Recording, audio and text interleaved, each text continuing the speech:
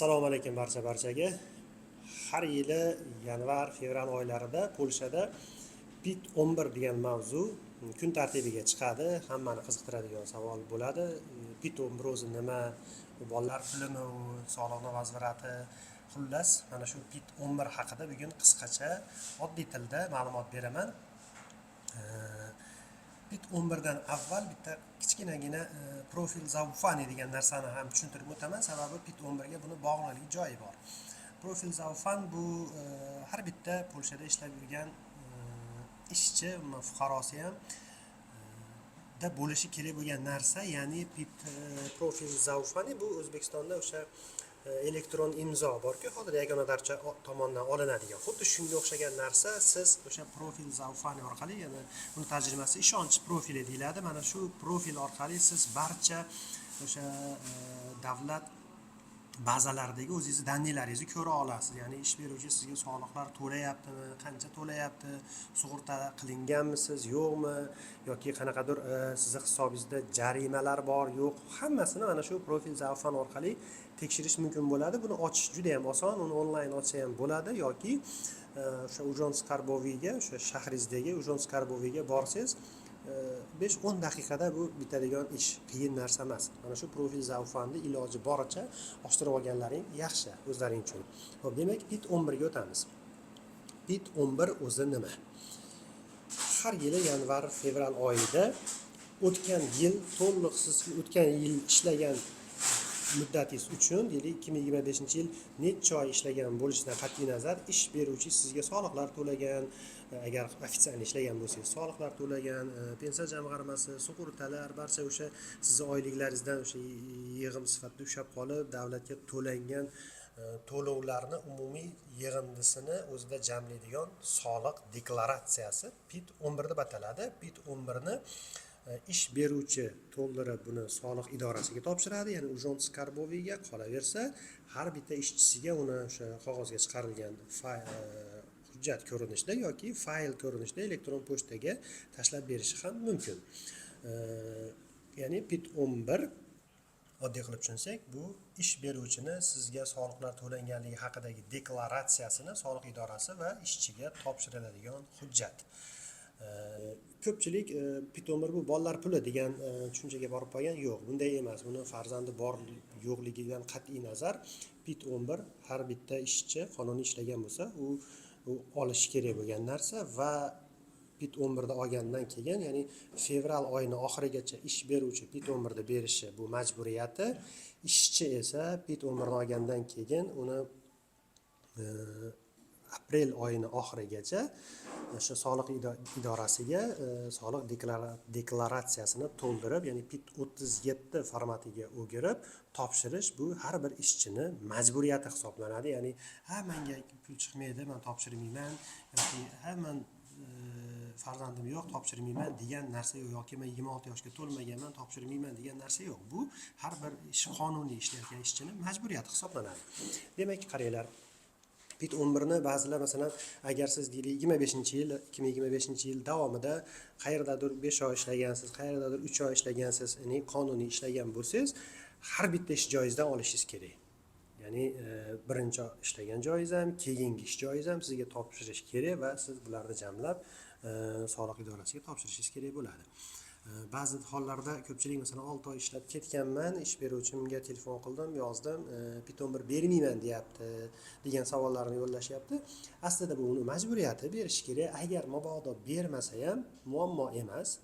U agar siz qonuniy ishlagan bo'lsangiz, u sizga topshirmagan taqdirda ham o'sha soliq idorasiga, Ujont Skarboviga u PIT 11 topshirgan bo'ladi va siz Ujont Skarbovining sayti orqali, boyaga aytganim profil zaufan orqali kirib, o'zingizga barcha ma'lumotlaringizni, agar bir necha yildan beri Polshada ishlayotgan bo'lsangiz, har bir yilgi PIT 11laringiz o'sha yerda umumiy bazada saqlanib qoladi. Agar ish beruvchingiz bermasa, o'sha bazadan olib ham bemalol uni o'sha PIT 37 soliq deklaratsiyasini to'ldirishingiz mumkin bo'ladi. Endi agar farzandli bolalar bo'lsa, birinchi, ikkinchi farzand uchun bir xil kvota summa soliqdan vazvirat qaytadi. Ya'ni o'zi vazvirat nima uchun qaytadi? Yil davomida sizga o'sha keragidan ortiq soliqlar ushlab qolingan bo'lsa, ko'proq to'langan bo'lsa yoki sizni ish soatlaringiz kam bo'lgan bo'lsa, umumiy mana shulardan soliq qaytadi va qo'shimchasiga agar sizda Polshada internet provayderi bilan birorta shartnoma bo'lib, ya'ni internetdan Wi-Fi o'rnatib foydalansangiz, o'zingizning nomingizga shartnoma qilingan bo'lsa yoki sizda farzandlar bo'lsa, birinchi, ikkinchi farzand uchun bir xil summa, adashmasam 1100 qancha edi, zlotih qaytadi. Uchinchi farzand uchun sal ko'proq summa, to'rtinchi farzand uchun sal ko'proq, to'rtinchi va undan to'rtinchidan keyingi farzandlar uchun vazvirat bo'ladigan summa miqdori ancha katta hisoblanadi. Shuni hisobiga har yili masalan 2-3 farzandi borlar agar qonuniy ishlab yurgan bo'lsa, har yili 3000-4000 zlotih atrofida soliq vazvirati qaytarib beriladi davlat tomonidan. O'sha PIT 11 da oldingiz ish beruvchidan PIT 37 qilib siz topshirganingizdan boshlab uzoq 1 oy, 1,5 oygacha va ba'zan bir haftada ham qaytib tushishi mumkin. Ya'ni shot nomeringizga siz shu to'ldirayotganda barcha daniyalaringizni kiritasiz, hisob raqamingiz, yashash manzilingiz hammasini kiritasiz. O'sha soliq idorasi hisoblaganingizda summa aniq bo'ladi, qancha summa qaytishi va mana shu summani sizning hisob raqamingizga qaytarib beradi. Endi 26 yoshga to'lmagan ishchilar Polshada soliqlardan ozod qilingan. Demak, 26 yoshgacha 26 yoshga to'lmaganlar umuman soliq to'lamaydi yoki ular PIT olmaydi degani emas. Aslida qonun bo'yicha masalan deylik, biron bir skladda 26 yoshdan katta va 26 yoshga to'lmagan ishchi ishlayotgan bo'lsa, ikkalasini oyligida farq bo'lishi kerak. Ya'ni kattalar olayotgan netto oylik bilan 26 yoshga to'lmagan ishchini oyligida farq bo'lishi kerak, o'sha soliq imtiyozlariga ega bo'lganligi uchun. Lekin bu 26 yoshga to'lmagan ham PIT 11 olgandan keyin albatta buni PIT 37 ko'rinishida soliq idorasi balki 0 chiqishi mumkin, hech qanday sizga vazvirat qaytmasligi mumkin va kamdan kam hollar bo'ladi. Siz qarz chiqishingiz ham mumkin soliqlardan, ya'ni to'lashingiz kerak bo'lgan holatlar ham chiqishi mumkin va bu narsalarda albatta pul qaytishi uchun emas, balki majburiyat sifatida har bitta ishchi qilib yurishi kerak bo'ladi. Xo'p, ba'zilar aytishi mumkin, men necha yildan beri qilmayman yo boshqa deb. Bunaqa hollar ham bor va buni hammasiga har doim chora ko'rib kelinmagan, lekin umumiy hisobda men deylik, siz boshqasi mana shunday qonunlarga amal qilmay yurishimiz natijasida keyin biz O'zbekistonda atkazlar ko'payib ketdi, viza bermayapti deb endi kelmoqchi bo'lganlarga muammolarni yaratayotgan aslida siz bilan biz bo'lamiz.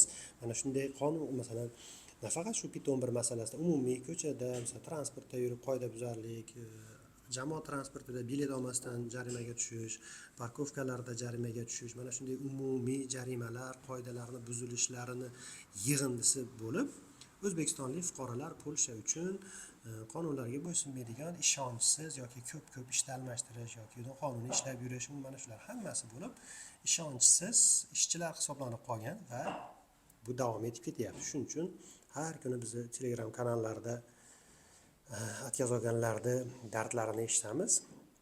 Bunga qaysidir ma'noda Polshada ishlab yurganlar ham sababchi hisoblanadi.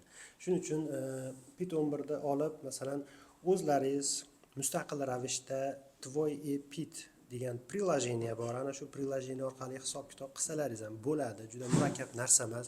Men hozir shu joyda hisoblab ko'rsatsangiz ham hali o'zimni PITimni olganim yo'q. Shuning uchun yana men qo'limda material yo'q buni ko'rsatish uchun. Balkim fevral oyining oxirlariga borib, balkim bu mavzuni ham bo'ylab ko'rarmiz.